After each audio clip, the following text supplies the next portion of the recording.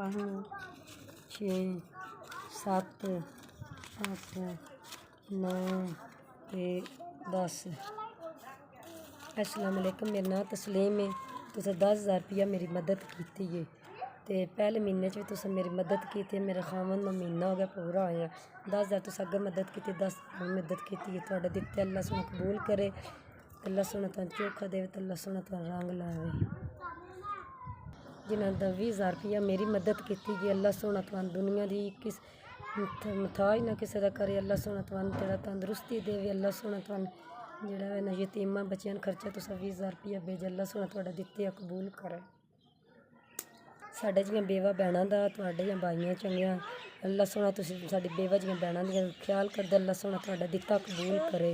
जेह्ड़े बेवा भैनों का ख्याल करदे हो, अल्लाह मेरे बेवा यतीम 5 बच्चे न। अल्लाह सोना तुसीं उन्हां दा खर्चा पाती करदे हो। अल्लाह सोना तुहानूं किसे दा मुताज ना करे।